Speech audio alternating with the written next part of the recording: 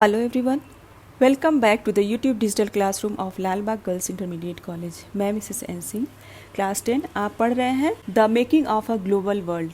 Last video में आपने globalization के बारे में और प्री मॉडर्न टाइम में सिल्क रूट द्वारा किस प्रकार व्यापार होता था इसके बारे में जाना। इस वीडियो में हम चर्चा करेंगे food travels, spaghetti and potato और विजय बीमारी और व्यापार। सबसे पहले हम देखते हैं फूड ट्रेवल्स यानी भोजन की यात्रा के बारे में। जैसा कि आप जानते हैं, व्यापारी और मुसाफिर जब नए देशों को जाते थे तो जाने अनजाने में वे वहाँ नई फसलों के बीज बोआते थे। बच्चों, क्या आप जानते हैं कि 500 ईयर्स पहले इंडिया में पोटैटोज़ नहीं थे?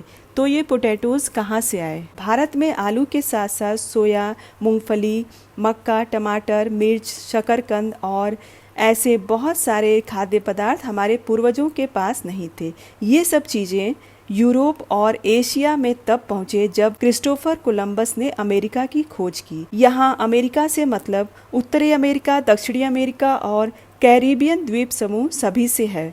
दरअसल हमारे यहाँ ये खाद्य पदार्थ अमेरिका के मूल निवासियों से पहुँचे हैं। इस प्रकार से नूडल्स चीन से पश्चिम पहुँचे और वहाँ उन्हीं से स्पैगेटी का जन्म हुआ। इस प्रकार पास्ता अरब वासियों के साथ 5वीं सदी में सिसिली पहुँचा। सिसिली जो अब इटली का ही एक टापू है। कई बार नई फसलों के आ जाने से जमीन आसमान का फर्क आ जाता है। जैसे साधारण से आलू के इस्तेमाल से यूरोप के गरीबों की जिंदगी आमूल रूप से बदल गई।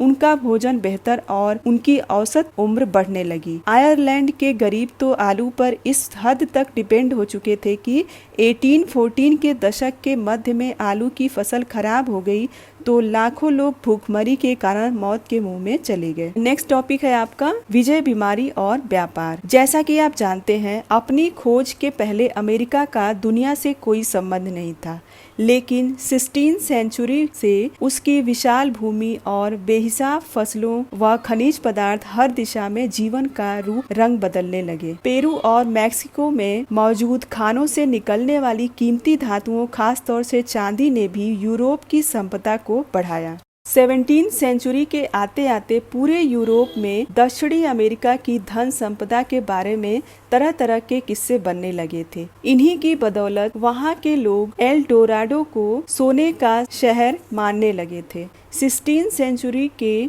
मध्य तक आते आते पुर्तगाली और स्पेनिश सेनाओं की विजय का सिलसिला शुरू हो चुका था। अब उन्होंने अमेरिका को उपनिवेश बनाना शुरू कर दिया था। यूरोपीय सेनाएं केवल अपनी सैनिक ताकत के दम पर ही नहीं जीतती थी, उनके यह हथियार तो चेचक जैसे कीटाणु थे जो स्पेनिश सेनाओं और अफसरों के साथ अमेरिका पहुंचे थे। लाखों साल तक दुनिया से अलग थलग रहने के कारण अमेरिका के लोगों के शरीर में यूरोप से आने वाली इन बीमारियों से बचने की रोग प्रतिरोधी क्षमता नहीं थी, जिनके कारण नए स्थान पर चेचक बहुत मारक साबित हुई। एक बार संक्रमण शुरू हो जाने पर यह बीमारी पूरे महाद्वीप में फैल गई। इसने अमेरिका में पूरे के पूरे समाज और समुदायों को खत्म कर डाला। इस तरह घुसपैठियों की जीत का रास्ता आसान हो गया। हमलावरों के पास उनके बचाव का तरीका भी था और उनके शरीर में रोग प्रतिरोधी क्षमता भी विकसित हो चुकी थी। अब हमारा नेक्स्ट टॉपिक है 19वीं सेंचुरी 1815 टू 1914, जिसको हम आपको नेक्स्ट वीडियो में पढ़ाएंगे। Thanks for watching.